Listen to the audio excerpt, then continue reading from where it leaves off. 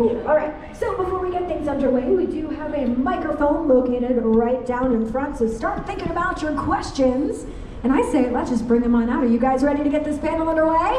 Yeah! It is my absolute privilege to bring to the Animate Miami stage the one and only Kellen Goff.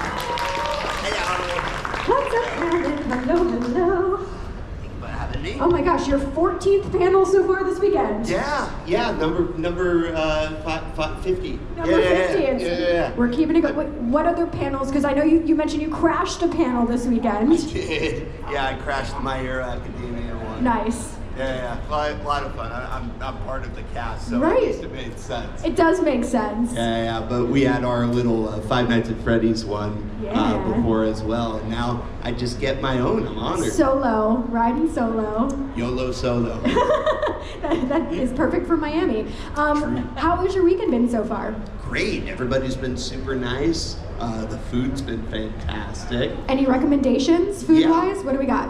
There was this ramen place called like 107 something. Yeah. I feel so bad. I don't remember the other. It's like 107. Does anybody in the audience know what I'm talking about? 107 Oh wait. 107 what? Taste? Taste? Yeah, okay, 107 Taste, I guess. Yum. Yeah, so good. It was like, I recommend the miso ramen. I was gonna ask, what's your go-to ramen order? Yeah, either tonkatsu or miso, but it depends from restaurant to restaurant. Some use a bit too much salt. Right. Some don't use enough. Yeah. That's why I always try to carry soy sauce packets with me. I love no that. other reason. Oh my gosh, that is great. But 107 Taste got it right. And we get the... I think so. What 107 Taste? Yum. I think that's what I heard. Perfect. I have Delicious. little mole eyes and little bat ears.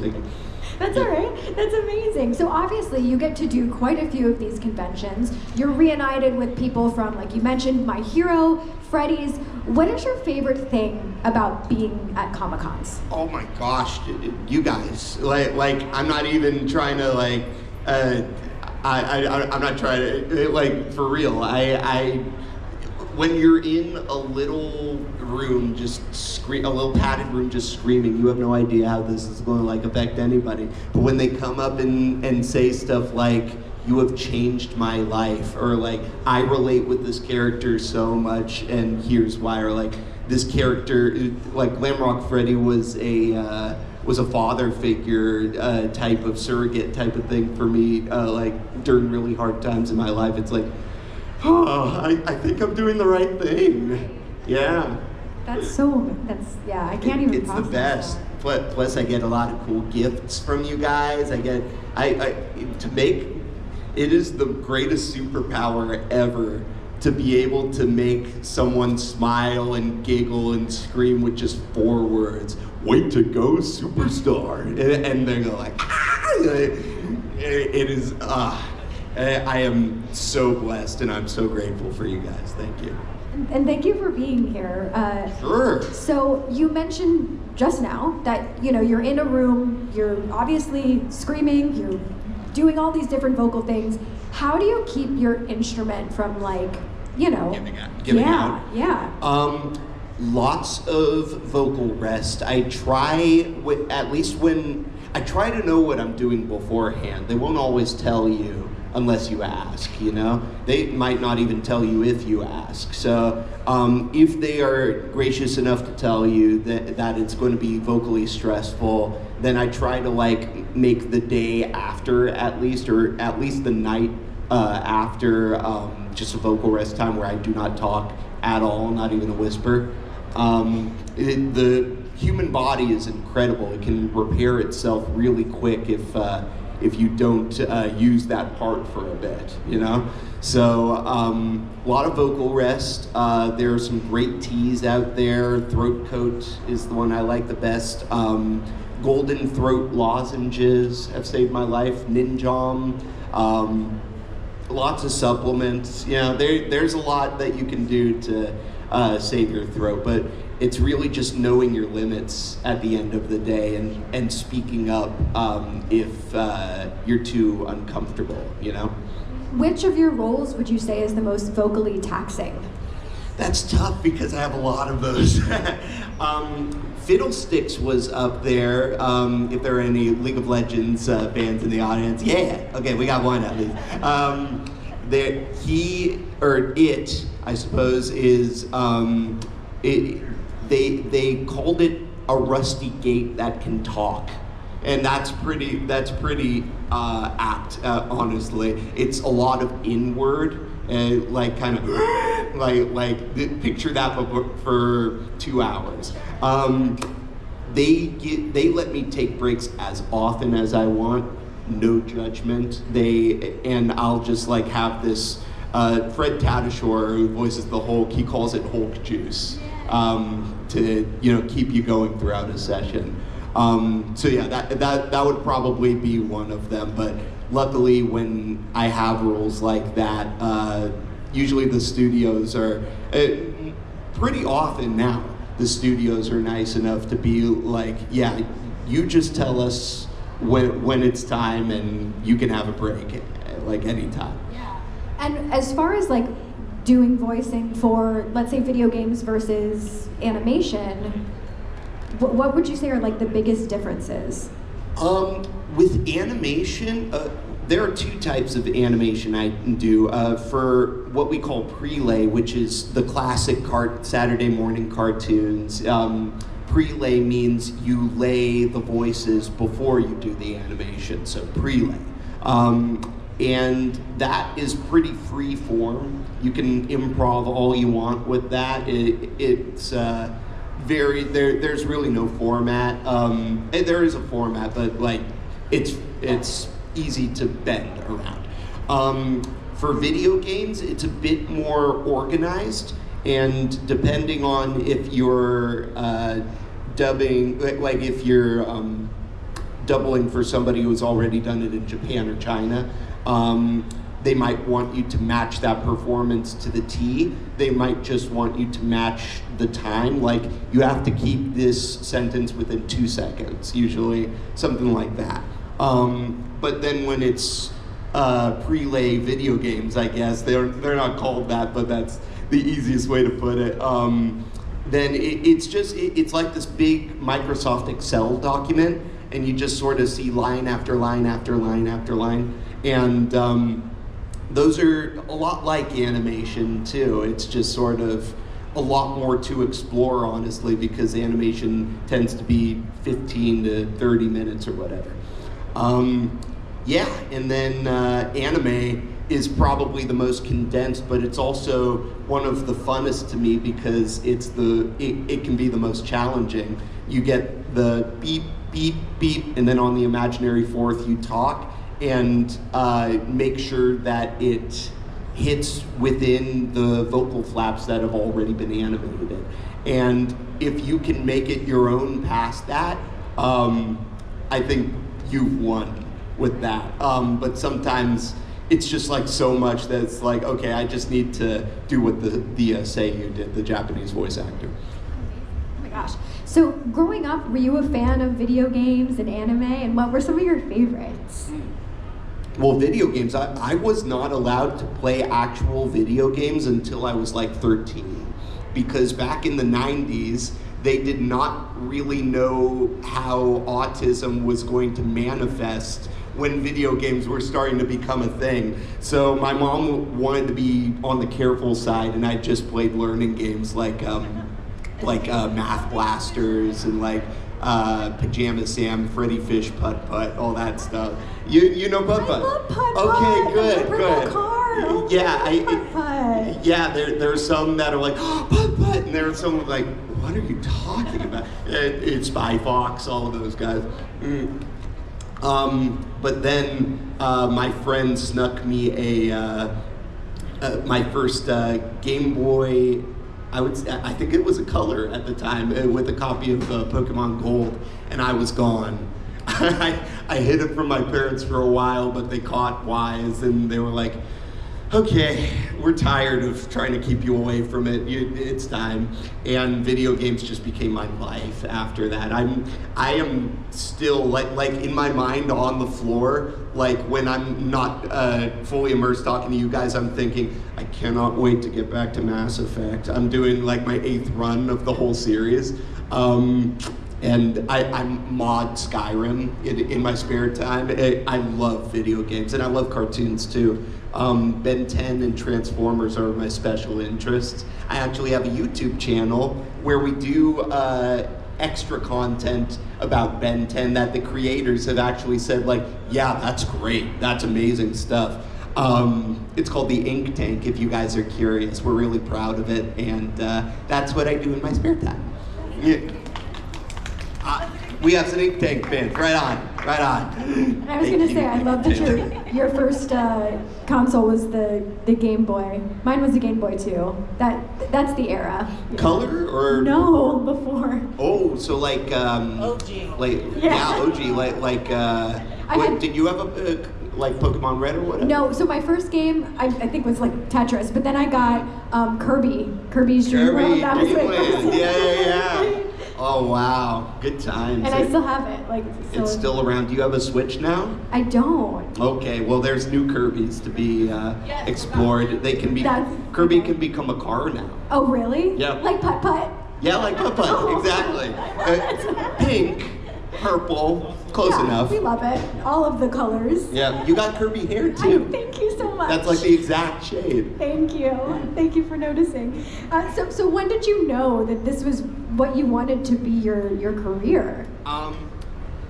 I started doing here's how old I am, folks. YouTube was created when I was 13. So that's when I started doing it, but right around the time that it came to be.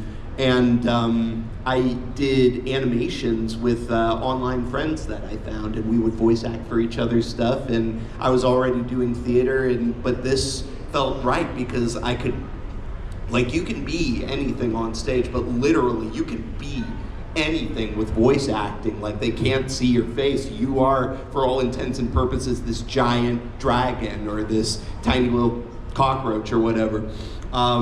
And that was just infinitely exciting to me. Probably the autism factored into that as well. But my parents completely supported me from the start. Thank God for them. And thank you, Mom and Dad, wherever you. Yeah, love supportive parents. Back in Los Angeles right now, and my dad, the lawyer that he was, lawyered me into my first voiceover class with Bob Bergen, the voice of Porky Pig. He was like, no minors allowed in this class, but somehow my dad got me in, and I never looked back. Okay, you're saying YouTube was created when you were 13. Do you remember the first video on YouTube? Yes, it was it a zoo? Yeah, A Day at the Zoo. Yeah. Oh my God, and it's still up. It's still up. It's like trillions of views now. Crazy. Time has flown. So if it's okay with you, we're gonna take some questions from y'all. Let's So we do do it. have a microphone right down in front, and then we're gonna shine the bright light on you. So, hello, friend. I can see you. Hello. Hello. How you doing? Good, it's a pleasure. I admit, now I can finally ask you some interesting questions since you're not part of a group and they don't have that lock. Okay, fair enough. Keep in mind though, I can't give any spoilers to anything. I can't do anything I don't know lore-wise, and I can't talk about upcoming stuff. You're good there. Okay, cool. I'm an Attack on Titan fan. There we go. Okay, yeah, that's finished. What do you want to know?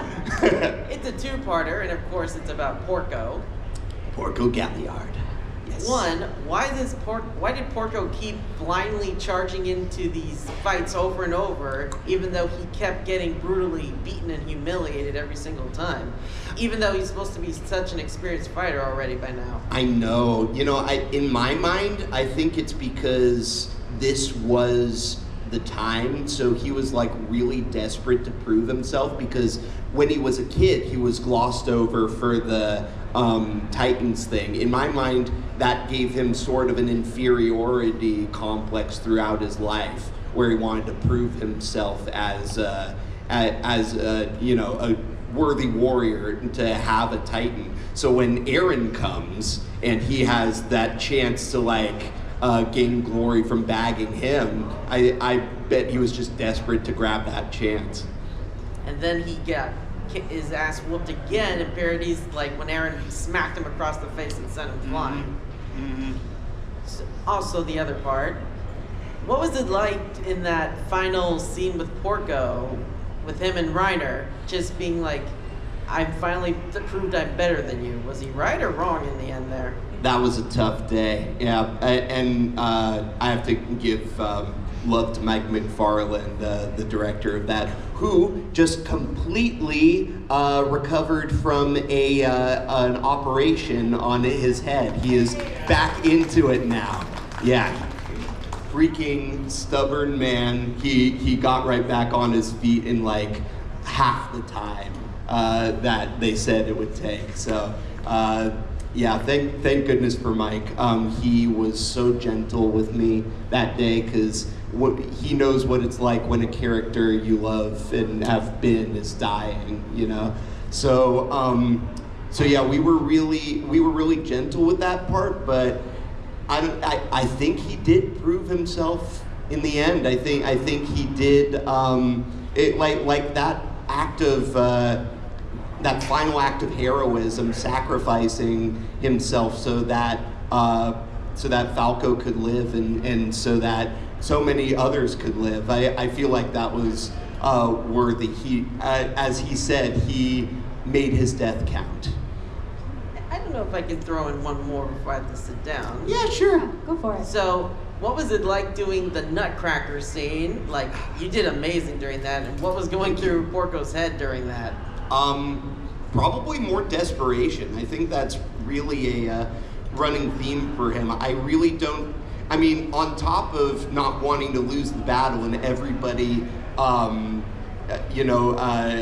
like losing out because Aaron gets the Warhammer, I think he really didn't want it to be because he screwed up and rushed in when he and made a mistake. So I think that was a lot of it there, and I think it was probably adrenaline from being smacked down that many times too. But yeah, I just wanted to give all of me in that scene, and I think it turned out really good. It's one of the best screams I've ever done, I think. Oh yeah, that "please stop" was just haunting. Thank you. Thank you. Appreciate you, man. Thank you so much. Yeah, forever.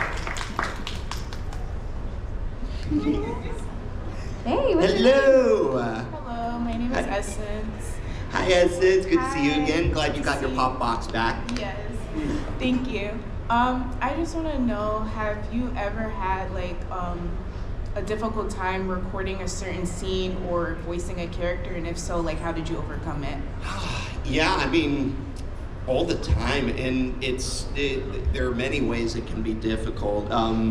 If it's vocally difficult, then I will straight up say, hey, you're not going to get the best performance out of me now because we kind of maybe gave a bit too much before. Can we do this a different day? And more often than not, they're like, oh yeah, absolutely, because they want all we want is to create a piece of art, the best one that we can create.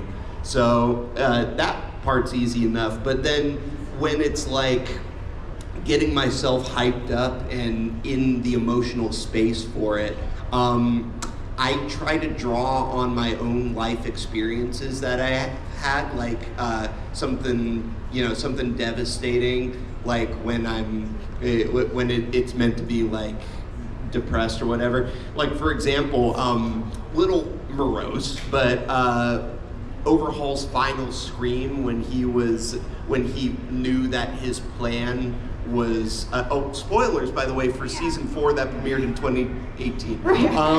Cover your ears. Yeah. When he was doing that scream, all I could think going through his head was that he put his father figure into a coma for nothing, now. So all I could think in that moment is, what if I had done that to my dad? So that's what you're hearing when I did that final gut-wrenching scream there. It's not easy reliving or creating those kind of scenarios in your head, but it's part of the whole thing. We want to bring accurate and relatable emotion to this, and all we want is to connect with you guys, to see if we can bring that across to you too. So those are a couple of ways I get through it. Thank you. I love your work, by the way. Thank you, Essence. Hey. Hello. What's your name? How you doing? I'm Scar. Hi, Scar. Good to see you again. Thank you. I was just wondering, how do you come up with voices for the characters you voice act specifically? And I mean this in the nicest way possible. The blander looking characters like Wind Archer Cookie from Cookie Run, or like Glam Rock Freddy, I guess, if you could count him. Sure. So autism mostly, but when I try to look at how they like when they provide art, that is such a godsend, because when you can see, for example, Sun. I always bring this up because he has a long nose. I figure he has some kind of deviated septum problem, so he's like a happy Squidward. But for Wind Archer, they had, most of the time for audition size, they have a description there, and they may be vague if they're trying to keep secrets about the game. They don't want any of it to get out. But for him, if I can think back to 2020, I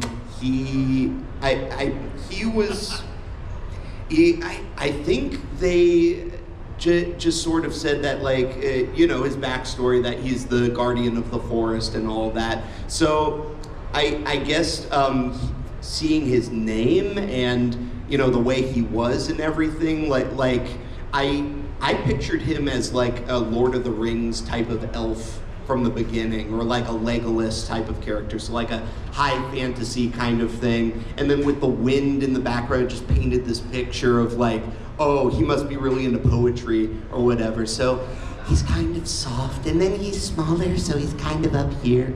That kind of thing. I don't know if I can do the exact voice because I've been talking the whole weekend, so I'm sorry, but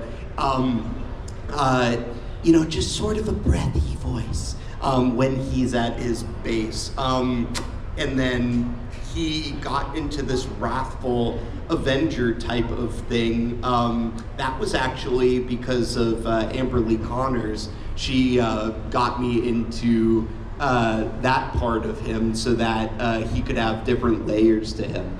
So that was Wind Archer. For Glamrock, that was actually Scott Cawthon saying that he wanted something that had the essence of Optimus Prime, like that kind of tone, but a fatherly, brotherly, like I must protect kind of vibe to him as well. So that's sort of what came out, just a more rounded thing, Yeah, there's a lot of ways to get to it, but a lot of it is like collaborating with the people, the creatives who are on the project as well.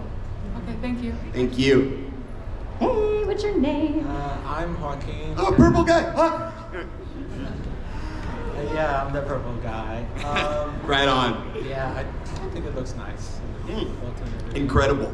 Yeah, I love the very dapper. Very dapper take on it. That's what I was going for.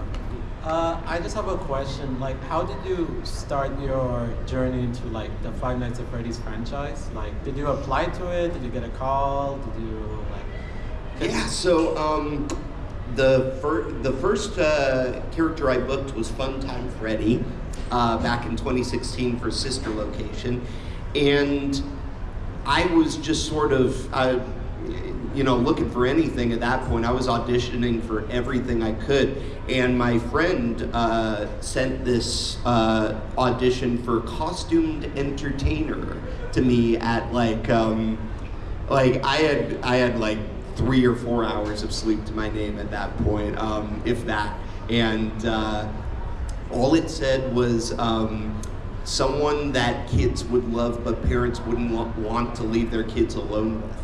So I thought, I mean, that's what came, the one that you hear today is the take that came out. I also did a German type of take, my best essence from Medic from TF2.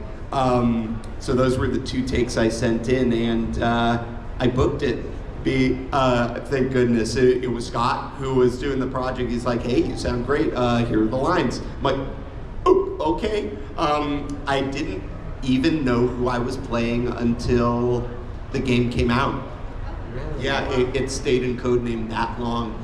But that was the first thing. And then the reception was incredible from you guys, and I'm so glad for that, because Scott listens to you guys, and it's like, okay, if they like Kellen, I'm going to bring Kellen back. Plus, I like working with them. And I love working with Scott as well. So that's how it really all started. Yeah, because Funtime Freddy is like one of the most like recognizable characters in the franchise. Thank you. And like he's really funny, and I think you do him really well. And especially with Glamour Freddy, I love Glamour Freddy. Thank you so much. And Sun and Moon, oh, they're so great. And a lot of them. sorry, they're just No, not at all. Yeah, no, I'm so grateful that I've gotten to come back so many times, and I keep coming back as long as you guys will have me.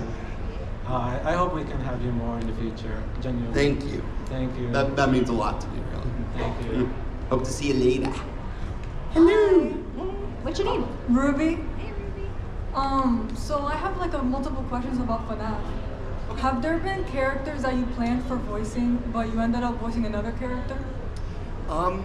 So I don't usually, people or voice actors don't have control over which characters they voice. It's completely up to the producers and directors and casting directors. I'm thinking back right now. I don't. If there was somebody else that I was supposed to voice, then I have no idea. Scott is very much about probable deniability, and therefore he tells me little to nothing, and honestly, I respect it. I did in the beginning, by the time that Security Breach rolled around, I had been Freddy, or variants of Freddy, like 3-4 times. So I thought, maybe give Freddy a rest for a second. Maybe they want to give Freddy a rest for a second. And I saw the Funko leaks of the whole band. I'm like, ooh, they got an alligator this time. Hey, that's a part of my register I haven't really shown yet. Maybe we can do that. And so I asked Scott about it, but he had other things in mind, obviously. Yeah. And with Funtime Freddy, since his voice is really robotic, how much editing was put into those kind of voices? I did all the editing for that, actually. Yeah, it's a very simple effect, but one that I am contractually bound to keep secret. But it's from a program that doesn't even exist anymore, and it was just that filter, and then what I would do is go through the file and like take a really small sliver of it, like a consonant or vowel, and just put it somewhere, copy paste it somewhere else, or cut it and paste it somewhere else. And I would do that maybe like, for Molten Freddy, I did it like maybe 10 times per line, but for Funtime Freddy, I wanted to keep it more subtle, so maybe like 3 or 4 times per line. That's a lot of work. Hey, I love it. I love audio editing. That's so great. It's so much fun. How is it working with the rest of the cast of Security Breach? I just met Marta when I entered the con. She signed my Brandy plushie. Oh, right on, right on. Marta's the best. Shout out to Marta. She's sitting next to me in the table out there. We in video games we don't really get to work with each other. We're all sort of done in separate sessions with the same director, of course, but yeah, we don't really get to see each other unless it's for this. But me and Marta were fast friends, so we've hung out outside of conventions and stuff as well. And so I love hanging with her. I've known Heather Masters for forever, and she's like a big sister to me too. And hopefully you're going to be seeing more of her on the con circuit pretty soon. I haven't gotten to talk to Cameron Miller as much, but he's been a really cool guy every time I've got to talk with them. And they're amazing people. I wish we had the chance to do more stuff together, but for editing ease, usually we're done separate. Great question. Thank you for your questions. Thank you Appreciate so it. much. So we only have about 10 minutes left, so we're only going to be able to do one question per person. I'm so One sorry. question per person, I'm so lightning sorry. round. Hey, Yeah. what's your name? Hello, my name is Liz. I have actually a question about a character in League. Oh, in League of Legends? Fiddlesticks. I just want to know kind of like the experience of voicing that and how you kind of came up with that voice. Yeah. It's like so difficult. So the original audition was pretty much whatever gross sounds I could do, and a lot of them were wetter, if that's not too disgusting to say, than what you hear now. But in the callbacks, we just sort of, their direction was make it drier. So we kept making it drier and drier and drier until it sounded like a rusty gate, and that's where we sat. We used different other parts of my what animals I can sound like pigs and horses and stuff, and we layered them in the background, or they layered them in the background of some of the lines. But yeah, it was I've never done this before for any project. It was 4 weeks of sessions to just explore and get me into character, and then 4 more weeks of actual recording for the game. And I was like, wow, I have never worked with people who have given me more space. It was so comfortable, and I appreciated it so much. It was so much fun. Thank you. Thank you. Hey, what's your name? Gabe. What's up, Gabe? So, I was wondering, how does it feel voicing a character that you know is like about to die? Because you've died an infinite amount of times. How is it voicing a character I know is about to die? I've gotten a bit number to it at this point, which is probably not a good thing, but side effects of the job. But when it's somebody that I've spent a long time with, it's like, saying goodbye is never really easy. It's easier when they've done awful things and and probably should not be doing them anymore. But yeah, it's never easy. I usually take a day for myself to just have some ice cream and be gentle with myself. Maybe play some Animal Crossing or whatever. And yeah, it's tough, but someone's got to do it, right? All right, well, that's it. Thank you, Gabe. Thank you. Hello, what's your name? My name is Annette Tennant. Hi. I have a question. We all have a day. Are you speaking to the mic? I know, I'm so bad. I'm Yeah, sorry. no, you're We good, all you're have- good. We all have days where everything does not go quite as planned, or something happens just out of the blue. In your voices, do you have a character that is a go-to? Like, do you ever find yourself creeping out one of your character's voices in an angry, like, you'll break out in a, oh damn it, in one of your character's voices? That's a good When you were question. streaming, I was like, I always have these questions, and I'm like, Yeah. because you can't hear me, so you can hear me today. No, that's a good thought. Yeah. That's funny. I mean, sometimes I guess it's not even characters really that Right. come out. It's just sort of like different parts of my throat. Like if something's really bugging me, like, like my mom multiple times has accused me of growling at her without me even realizing it. An autistic thing, I hate to have my hair touched, but she loves to play with my hair. So whenever she comes close and she has that look in her eye, I'm like, Love that. and she's like, don't you growl at me? I raised you. I carried you to term. Let me play with your hair. This is the toll. I'm like, but you played with it for an hour. I want to get up and walk around. So what I'm hearing is, yes, you have the layers of your characters come out. In Sometimes, yes, yeah. in your character. Thank you. Thank you. Hey, what's your name? Hi, Glitch. So, what was the highlights of working with Scott? Working with Scott is always a pleasure. I've never really gotten to work with him. It's usually me, at least in the beginning before Steel Wool signed on, it was me doing a bunch of different takes of the line and then sending those into him, and he would pick the one he liked. But he's always been super generous with me, super open to improv, open to any suggestions or questions I might have. And I really do like working with the guy. He's been really nice to me. He's been very good to me. And then my friend has a question. Yeah. What it was like working with the class of 1A, the cast? The class of 1A? Oh yeah, in anime we don't get to work with each other either. But we all worked with our lovely director Colleen Clickenbeard, and she is incredible. She is a mom herself, and we're all her children. It's like wrangling cats most of the time. But yeah, she was also super open to whatever I had, but she could pull me from places where she knew I might have been going the wrong direction with it, because Overhaul was my first big anime role, period.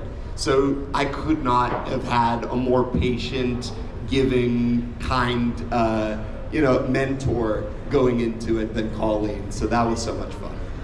Thank you. Thank you. Questions. She also voiced Momo, so technically part of Class 1A. There you go. Hey, what's your name? Hi, my name is Genesis. What is your most popular character? Because I know you did a lot, but what's one that you're known for specifically? That's a tough one, because people come for a lot of different things. I can give you a top 5 maybe. Yeah. People love the Freddys, Glam Rock and Fun Time. They love the daycare attendant. Overhaul is a big one. But then there have been a lot of Diavolo, JoJo's Bizarre Adventure fans in this place in Miami. It's funny seeing which demographic is different fans of what everywhere in the country. Miami's JoJo fans. That's cool. Yeah. Based. Thank you. Thank you. All right, we got about 5 minutes left. What's your name? My name is Sebastian. Hi, Sebastian. I just want to throw off that I'm a really big fan of you. I've loved your Freddy's and all that stuff since I was in elementary. Thank you so much. But real quick, what inspired you for the voice of Sun and Moon? That's my biggest question. Yeah, so originally I was like, they really wanted me for Sun and Moon, the Steel Wool guys. I'm like, don't you want to give somebody else a chance? I've been so many already. They're like, no, we want you. I'm like, wow, okay, I'm honored. So for Sun, he just this long nose, so I figured like a happy Squidward type of dealie. And then he's also got this manic energy because he has to wrangle a bunch of kids every day. So he's like kind of always on the edge of losing it, maybe a little bit. He's got that nervous energy, but it also comes out in fun ways. And I put a bit of my own autistic qualities into it. I tend to talk a lot when I'm nervous, as you've probably seen up here. And then for Moon, he's more of the quiet, like stay away from the bright lights type of autism. And they just wanted the creepiest thing I could do. And that was down here. So no real character inspiration for that past maybe Laserbeak from Transformers: Dark of the Moon. I kind of liked where his timbre was set for that. Thank you so much. Thank you. Once again, it's an honor to meet you. Honor is mine, friend. Hey, what are your name? Hello. I'm Gabriella. This is Lene. Lene's question was, could you do the way to go superstar? Sure. Way to go, superstar. See? 4 magic words. And my question was, did you do like the bloaters from The Last of Us 2? Yes, I was. Did you make the sound effect? Yeah, I was bloaters in the Last of Us Part 2 video game. It sounded like.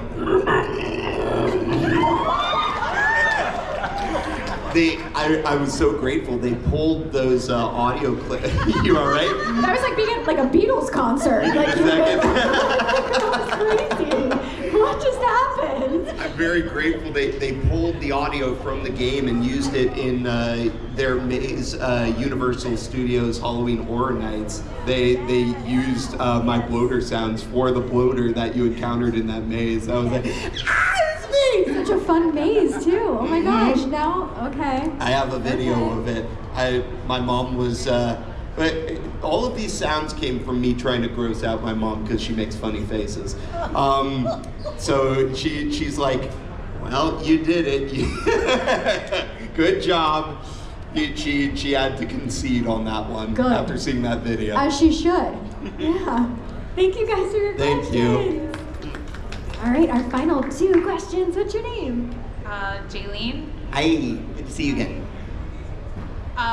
What's your most iconic like blooper moment while recording any lines? Blooper moment. You know what? Probably in this anime called Akudama Drive, and it's by the creators of Danganronpa, and it's their take on a futuristic Suicide Squad, basically. And there's a part where I have to carry this explosive through this place. I won't go into any more spoilers than that. I was on the verge of, like, you know when you can feel yourself getting sick and you start to fade? That was in the middle of that session for me. So they didn't really have a line set for when he sets it down and like pats it. So they're like, yeah, just do anything you want as long as it fits in it. And at the time I was like, okay. And then the beeps came. I was like, not ready. I was like, what is this? And they kept it. They kept that blooper as the actual line when he's paying. What is this? So that's probably my favorite. Thank you. Thank you. All right, our final question. What's your name? Hi, I'm Dana. Have you ever done a line that just didn't feel like the character? Sorry, one more time. Have you ever done a line that just didn't feel like the character? Feel like it? Feels like what? You can point it up toward you. Yeah. Perfect. Have you ever done a line that just did not feel like the character? Like the actor? Like the character. Oh, like the character. Oh, like the character. Sorry about that. We're very tired. It's almost done. The con is almost done. A line that didn't feel like the character. You know, remember how I said directors and the producers, they're usually very open to collaboration and stuff? When it doesn't feel like the character, I remember there were a couple of lines in the video game tie-ins that Overhaul was in for My Hero Academia, and there's a lot of stuff you have to do that is very uncharacteristic of him in the first place, like give gifts and stuff like that. So there was a part where he was like very sincere about like, I'm glad you like this and stuff. I'm like, you wouldn't say that. And they're like, I agree, let's change that. So doing a role for that long, you get to have that kind of input. Thank you. Great question. Thank you. These are all amazing questions. You guys have, wow, they really came out this week. Thank you so You guys are much, great. yeah. Very introspective stuff. Wow. Appreciate you all, love you all.